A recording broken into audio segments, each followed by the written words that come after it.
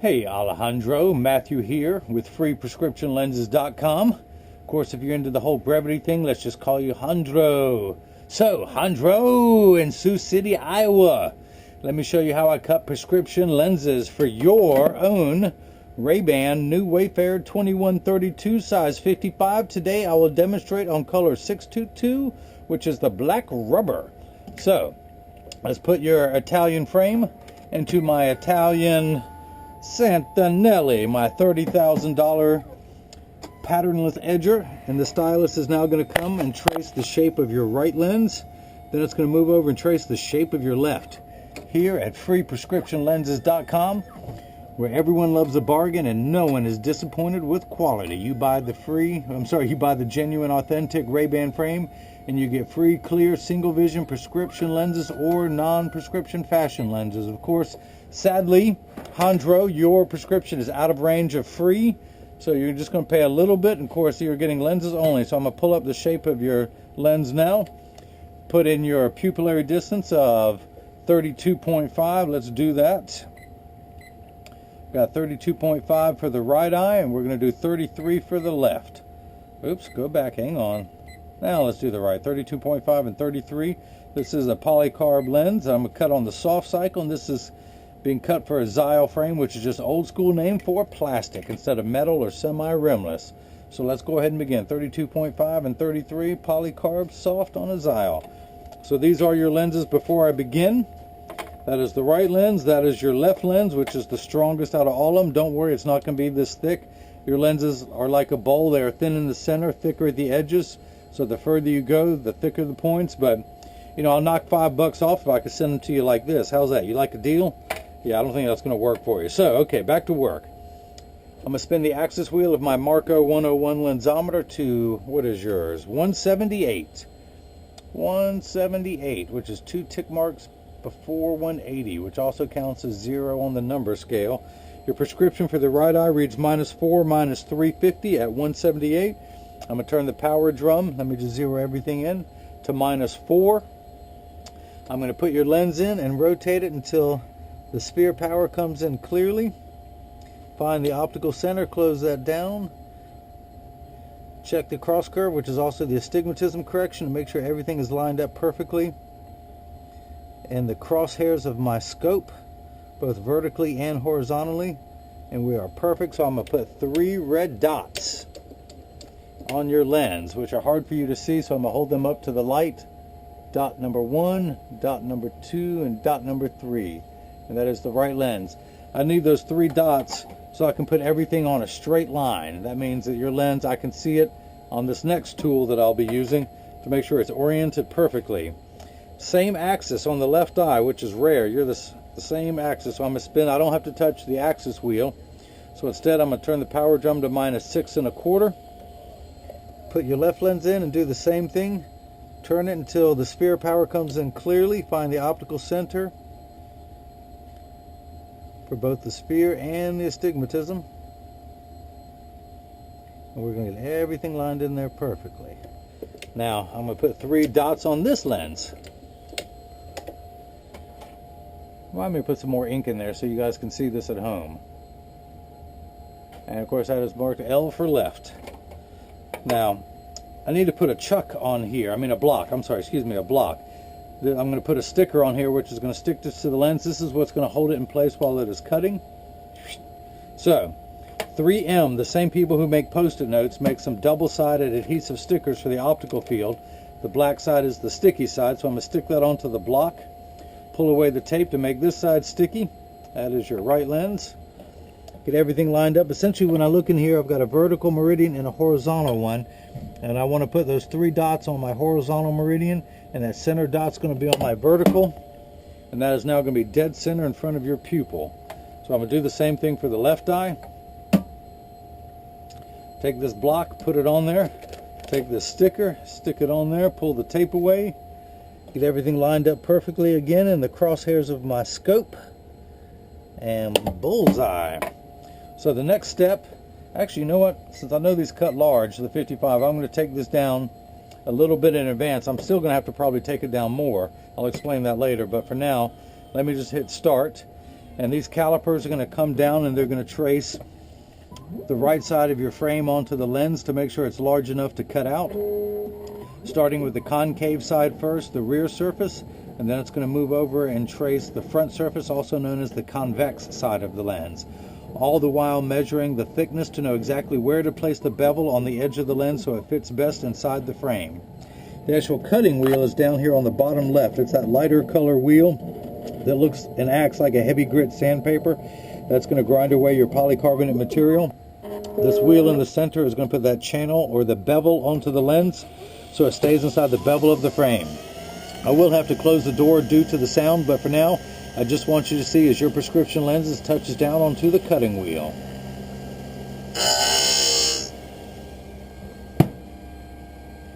So you ordered these the night before last. I ordered the lenses yesterday, got them shipped to me within 24 hours. I use the lab in Syracuse, New York that is fully robotic. You have a robot that pulls, believe it or not, your lens is thicker. It starts off like a hockey puck, very thick. Before they grind one power onto the lens, they rotate it 90 degrees and cut another power onto it. No human ever touches this lens until it's ready to be shipped to me. They actually put it inside this sleeve. So that's how I can get things so fast. They run 3 shifts. Now your prescription reads -4, -350 at 178. Your left eye reads -6 1/4, -2 at 178. Now let's go back to your right eye. -4, -350 at 178. You've heard of ounces, gallons, and pounds. Well, the unit of measurement we use in the optical field is called a diopter, spelled D-I-O-P-T-E-R. Everything is in quarter increments starting at 0, which means no prescription, Plano, which is not just a city in Texas. But your right eye reads, everything is in quarter increments. So it starts at 0, then goes 1/4, 0.50, 0.75, 1, and so on until we get to 4. So you need 16 steps of correction for your nearsightedness without your glasses on in both your eyes, especially worse in the left. Objects are actually much larger than they appear in real life. So when you put your glasses on, it will minify down to the correct size. Now you need 16 steps of correction to get everything to the correct size. If you're on a ladder, you're on the 16th rung. This gets everything in the correct size. This number, your astigmatism, takes away the fuzzy edges. With astigmatism, things are blurry. So 6s and 8s look alike.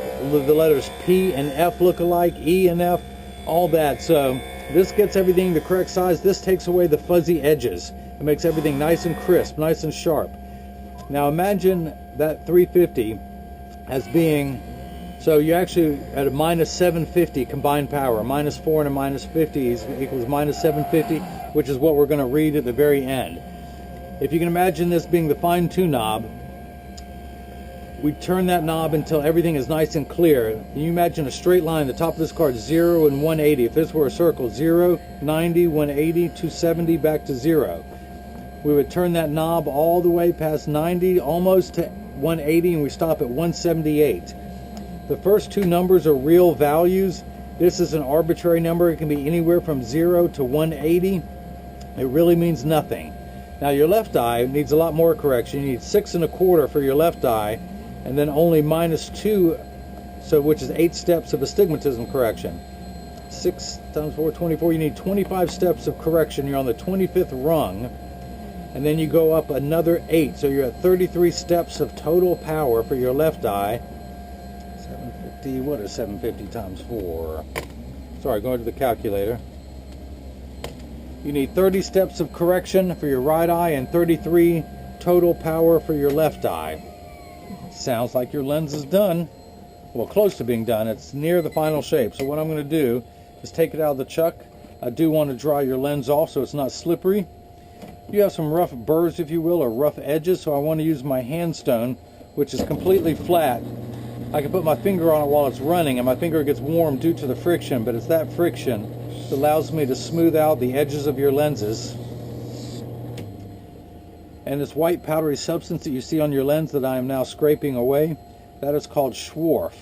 And I do this so much that I've worn a V-shaped bevel into my thumbnail. My friends call it my occupational thumbnail. And once that's all off, I collect it very neatly onto the table into one pile. Then I carefully just wipe it on the floor. And this is where I say, kids, Hondro, you have to tell them the same thing. Kids, stay in school. If you want to grow up and learn to make a mess like me, you gotta stay in school. So to see if this fits, I'm going to tuck it in at the outside corner. Using my thumbs, I press down at the nose. It still doesn't want to go, so I'm going to take it down 1/10 of a millimeter. Oops, going the wrong way. 1/10 of a millimeter all the way around the circumference until it fits. Now, a millimeter, for all my American friends, is the distance between my thumbnails. I'm going to take 1/10 of that distance off all the way around the circumference. Now, it's not going to the cutting wheel, it's just going to go to the bevel wheel, and it's going to go round and round until your lens gets smaller and smaller. Now, the golden rule, you can always cut more off, you can never add it back on. The 52 that I wear, and I'm wearing today in color 6053 because I wear so much blue with pinstripes. This is the blue crystal. The 52 eye size cuts perfectly, dead on every time. The 55 has a deeper bevel, so I have to cut it down just a little bit more. Even though at the very beginning you saw me taking it down in steps in size, you know, advancing ahead of time because I know these cut larger. But I'm going to keep going 1/10 of a millimeter every time. Of course, these water jets have just kicked in. I'll demonstrate on the left lens. You actually have water running in the background the whole time. You have these water jets to wash away any optical debris at the very end of the cutting cycle. This whole process takes about 15 minutes. It is now 8:20 on Friday, June 6th, 80 degrees in my hometown of Durham, North Carolina, at least according to my Samsung Gear 2 watch. I make a little mini video using my watch while your lens is cutting. Hopefully water won't splash up. So I'm going to take it out. And since I have two pair to cut for you tonight, I'm going to memorize in advance how far I need to take it down, so in the second video it won't be as time consuming. Back to the handstone real quick, back to the safety bevel real quick, back to scraping that off your lens. Back to dropping it on the counter, back to wiping it on the floor. Kids, stay in school. How many times I got to tell you? All right, so tuck it in at the outside corner. And when you get these lenses, Hondro, this is what you're going to do. You can develop your own technique, but I like to hold the frame upright, and I work on the side closest to me. For your right lens, I'm not trying to reach across. I pull the right side closest to me. I tuck it in at the outside corner first. Then using my thumbs, I push down, and there's still a little bit of give. So I'm going to take it down 1/10 of a millimeter. Until it's just perfect. The right lens always takes me longer. Once I get that down, I'll flip it over and cut the left.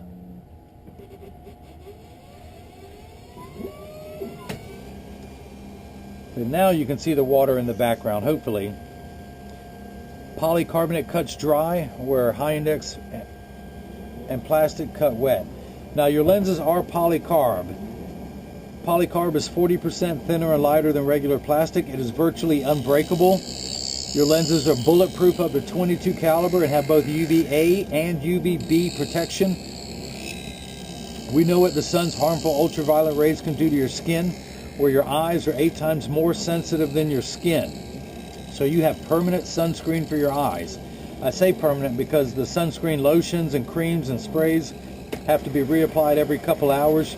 You never have to worry about that. It is embedded into the lens. You will never have an issue with these ever losing your UV protection. It's also an aspheric lens. A spherical lens is very round, gives you an ugly cosmetic fishbowl appearance. These have a flat curvature, so they will fit inside your frame much better.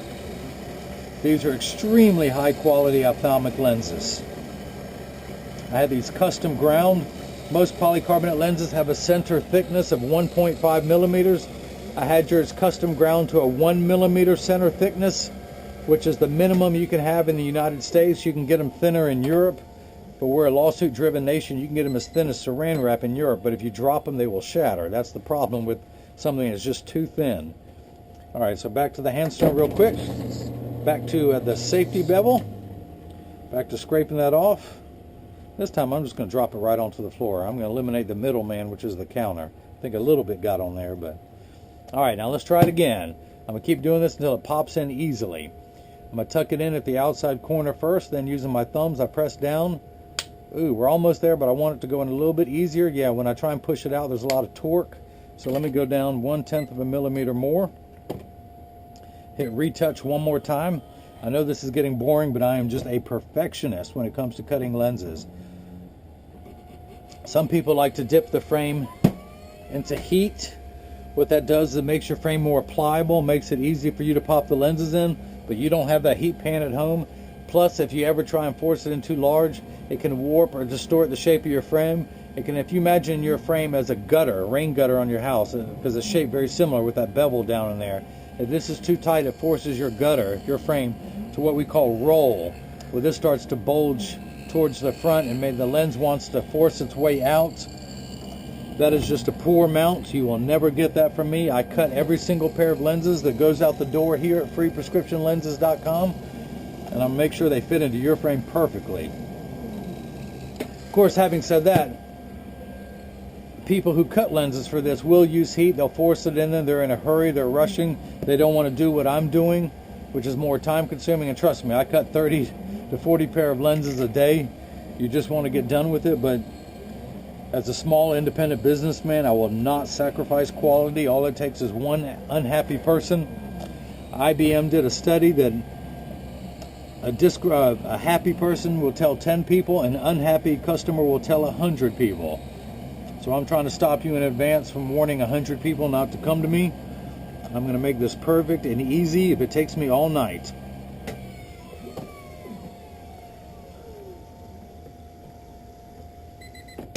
All right, out comes the lens. Back to the handstone. I know it's going to fit easier this time. There we go. Clean everything off there. And again, I start at the outside corner. Some people like to tuck it in first at the nose and then press down at the edges. You'll develop your own technique. I personally like to tuck it in at the outside corner. The bridge is the strongest part of the frame. It is the thickest amount of plastic. That is why I apply the force there. So I tuck it in at the outside corner. Using my thumbs, I press in. That's pretty easy. I want to test it again by pushing it out. Much, much better. I think we're good to go there. So I'm going to pop that back in. And let's go ahead and cut your left lens. I'm going to flip that over to the left and then hit start. Just like before, the calipers are going to come down and start tracing the left side of your frame onto the lens to make sure the lens is large enough to cut out.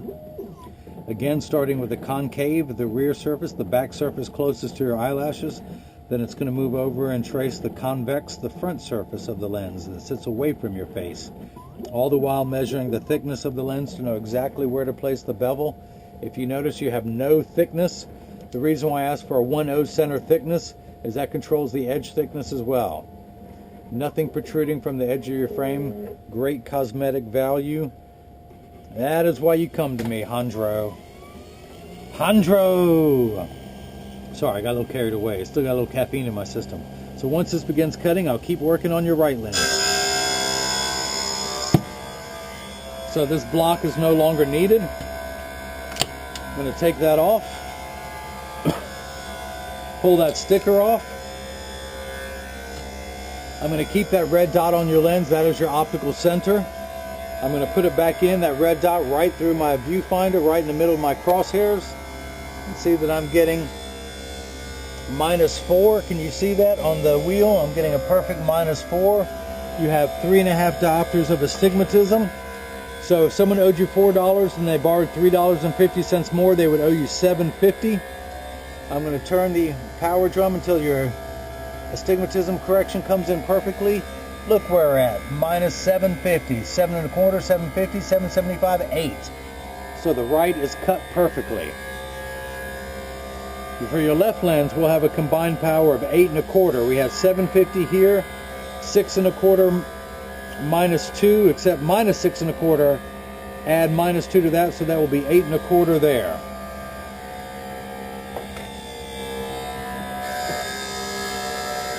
Again, you have water running in the background, but the lens is cutting dry.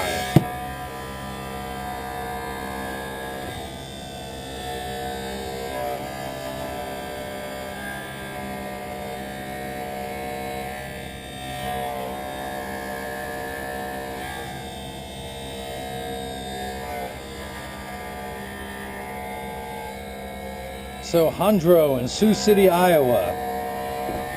Actually, a couple years ago, Harrison Barnes played out there. I'm here in Durham, North Carolina, but he was 11 miles away in Chapel Hill at the University of North Carolina Tar Heels. Played there for a couple years before going pro. Never got the chance to tear the nets down. Of course, today everyone's talking about the interview that Rashad McCants gave where he was bad-mouthing his alma mater. I guess that's going to happen. If you notice, your lens is completely flat all the way around the edges like a nickel. It would stand up on its own if I were to place it on the counter. Now it's getting the bevel cut onto the lens.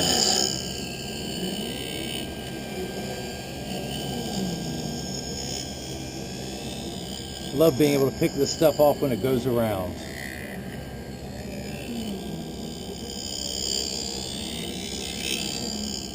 Just like before, all this while that has been cutting dry with no water being sprayed on the lens.